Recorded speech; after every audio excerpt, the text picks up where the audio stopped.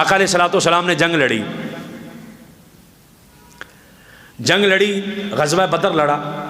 गज़वा बदर के अंदर कैदी पकड़े गए। आका अलैहिस्सलाम ने फरमाया भाई जो पकड़े गए हैं ना, अपना अपना फिदिया दो, जुर्माना दो और चले जाओ। जो जो जुर्माना देता चला जाए, छोड़ दिया जाए उसे। लोग अपना अपना जुर्माना फिदिया देने लग पड़े।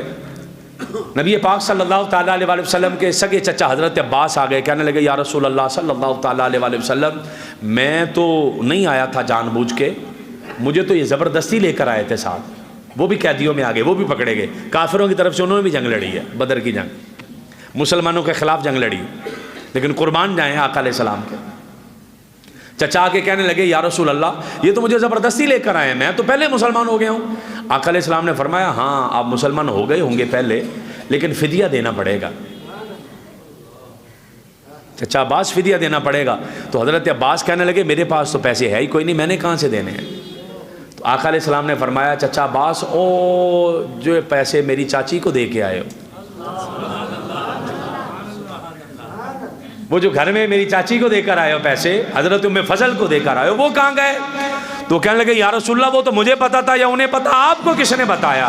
इस जुमले पे कुर्बान हो जाएं रोज़े की हालत में, या रसूलल्लाह आपको किसने बताया। तो आका ने फरमाया चचा अब्बास, मैंने कहा ना मुस्तफ़ा अल्लाह का नबी है, मैंने कहा ना कि मैं अल्लाह का नबी बन के आया हूँ, तो मैं सारी बातें जानता हूँ।